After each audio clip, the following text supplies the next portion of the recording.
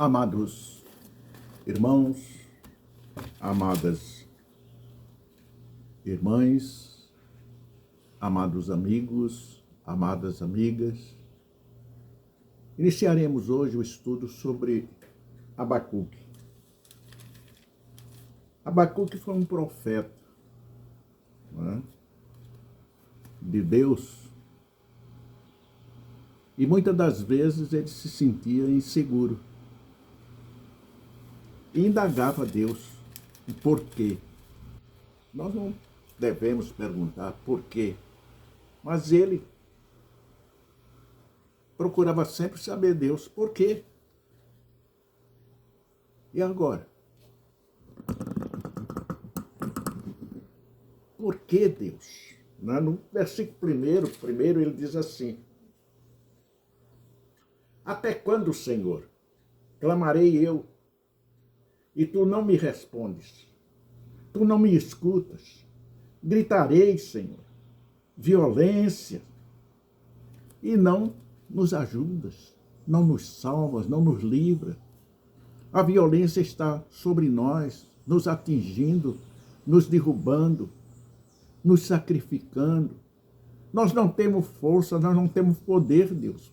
Estamos esperando em Ti e não acontece, continua.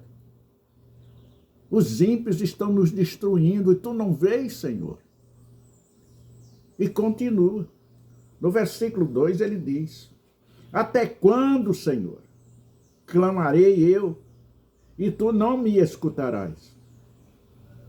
Gritarei, Senhor, gritarei, e Tu não salvarás. A que peso, Senhor? Porque este peso é muito pesado. Ele observava, ele via tudo isso. E ele clamava.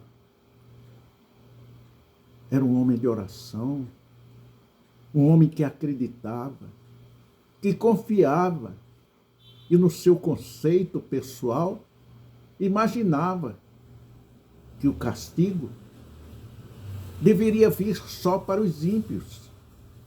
Mas não, vinha para todos. Todos eram vítimas dos castigos que vinham, da crueldade dos ímpios, dos inimigos de Deus. E nós vemos isso nos dias de hoje. Alguns países, pastores, cristãos, fiéis à palavra, são assassinados, são condenados, presos, chicoteados, maltratados. Isso só por serem cristãos. Mas existem também as calamidades públicas que vêm para todos.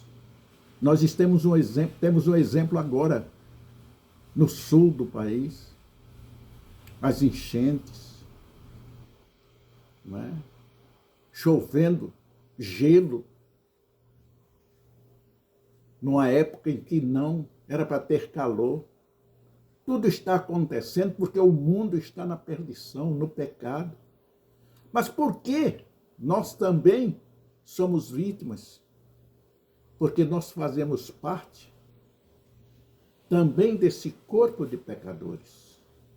Mas o profeta queria saber de Deus com mais clareza, o porquê. E continuou no versículo 3. Por que razão me fazes ver a iniquidade e ver a vexação?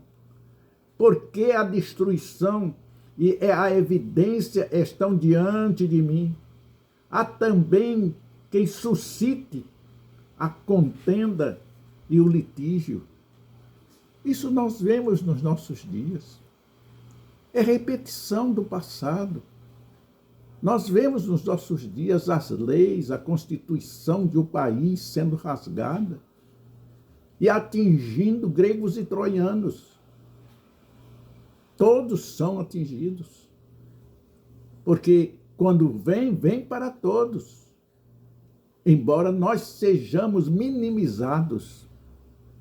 Talvez o profeta naquela época ele não sentia o peso em si mesmo. Ele não sentia a diferença. entre o peso daquilo que estava acontecendo sobre os ímpios e sobre aqueles remidos do Senhor, aqueles escolhidos do Senhor, que era minimizado o sofrimento, aliviado, a não ser quando se concretizava na sua fatalidade com a morte. E assim, meus amados amigos, nós temos que ir nos aperfeiçoando na aprendizagem, no conhecimento, suplicando a Deus sabedoria, entendimento, discernimento, para chegarmos a um denominador comum. E ele ainda continua, versículo 4, por causa a lei se afrouxa e a sentença nunca sai, porque o ímpio cerca o justo e sai o juízo pervertido. Nós estamos vendo a lei clara e a diferença. Em vez de ser cumprida a lei, é cumprido o instinto, o desejo, o orgulho, a vaidade daquele que tem o poder de executar a lei. Estamos vendo as mesmas coisas, mas nem por isso nós vamos exigir de Deus esclarecimento do porquê, porque nós sabemos o porquê. A causa toda é a indiferença, é a descrença, é a falta de respeito à palavra e ao próprio Deus. Nós sabemos, mas o profeta queria mais esclarecimento de Deus e continua.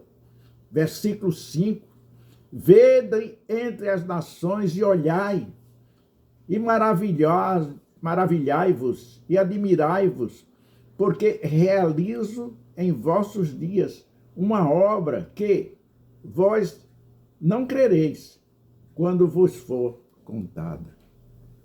Realmente, era um profeta de Deus. É inacreditável que um homem escolhido, devidamente esclarecido, de um conhecimento do Deus Todo-Poderoso, fazer essas indicações, essas indagações, pedindo explicações, uma maneira mais clara e mais objetiva, porque a sua visão tinha um certo limite na fase do conhecimento da verdade. E assim, ele continua, ainda no versículo 6, porque eis que suscito os caldeus, nação amarga e apressada, que marcha sobre a largura da terra para possuir moradas não suas. Nós estamos vendo nos nossos dias as pessoas que não lutam pela vida, invadindo a terra dos outros, tomando posse e recebendo o apoio.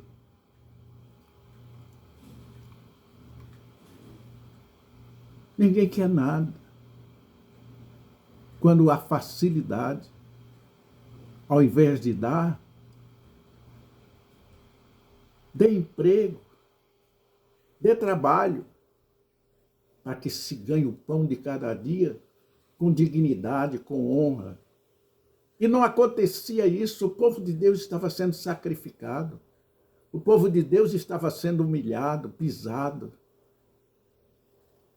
Como nos nossos dias, não há diferença, só que hoje um pouco menos agressiva. Ela vem mais pela persuasão, ela vem mais pelas ações que atingem frontalmente a dignidade, a honra e a sensatez. Portanto, meus amados amigos, o profeta estava desesperado e continua. Versículo 7.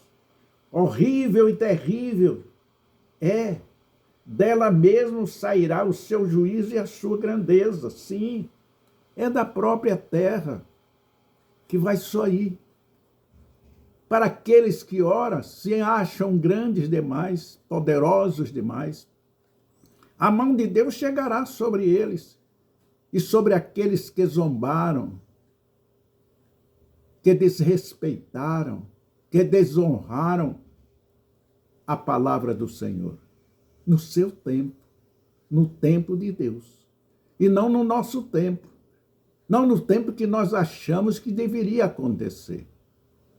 Certa feita, conversando, foi dito: por que demora tanto o ímpio cair, se ele está a destruir aquilo que Deus construiu, aquilo que Deus fez com tanto amor e deu amor para que se gerasse gerações e gerações, e eles lutam para destruir o lar, a família. Mas nós temos que ter também a sabedoria e o conhecimento de que tudo isso iria acontecer porque está escrito: prepara-te para te encontrares com teu Deus. Nesse preparar está a sabedoria do conhecimento da palavra para o fortalecimento do espírito, da alma e do corpo, e uma transformação na maneira de viver, na maneira de agir e de proceder. No versículo 8, os seus cavalos são mais ligeiros do que os leopardos e mais perspicazes do que os lobos à tarde. Os seus cavalos, os seus cavaleiros espalham-se por toda parte. Sim, os seus cavaleiros virão de longe, voarão como águias que se apressam à comida. Observem e vejam. Existem foguetes que saem do Oriente para o Ocidente. Aqui ele fala em cavalos. Teleguiados, inicialmente eram chamados. Hoje são mísseis, foguetes, para a destruição de um outro continente. A Coreia, não é? A Coreia do Norte, já tem foguete preparados para atingir a Rússia, os Estados Unidos, países inimigos de Deus, países comunistas, que a sua finalidade não é outra, a não ser destruir. Não para que o seu povo se sobreviva, mas para que o seu povo continue escravizado, sem vida, sem palavra, sem voz. É o escravo moderno do regime ditatorial imposto pelas vontades e desejos do próprio homem, esquecendo-se da bondade, da misericórdia e do amor de Deus. Portanto, meu amado, é preciso conhecer a verdade, porque esta verdade nos libertará. Somente a verdade nos fará livre em todas as nossas direções. Eles todos virão com violência. Vejam a violência que foi aplicada ao povo no dia 8 de janeiro. Muitos inocentes. Haja visto, a imprensa está noticiando o problema que a própria justiça criou para si. Puniu inocentes. E agora, como justificar? Já é Deus operando. Já é Deus mostrando que Ele é soberano. E daí, como vai ser? Como será? E o profeta queria saber antecipadamente de como tudo irá se concluir. E por que demora tanto? O tempo de Deus não é o nosso tempo. Não é o nosso tempo. Temos que esperar pela graça e a procedência da verdade, porque esta verdade é que irá nos iluminar e dizer realmente aquilo que nós queremos saber. Onde iremos parar? Com tanta injustiça, com tanta insegurança, com tantas incertezas. Então, meu amado, no versículo 11 ele nos diz: passarão como um vento, e pisarão e se farão culpados, atribuindo este poder ao seu Deus. Deus minúsculo.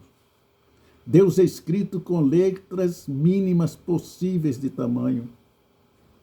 Porque este Deus é o príncipe deste mundo. Porque o Deus deles é o príncipe deste mundo. E o príncipe deste mundo faz todos aqueles que o seguem sentirem-se deuses, porque estão no poder, se acham majestade, imperadores, reis, senhores dos senhores, esquecendo a bondade e a misericórdia, e um dos mandamentos maiores, de amar ao próximo como a si mesmo. Assim como Deus o ama e nos amou, e continua a nos amar. No versículo 12 ele nos diz: não és tu desde sempre, ó Senhor, meu Deus, meu Santo? Nós não morreremos, ó Senhor, para juízo, pois puseste, e tu, ó rocha, fundaste para castigar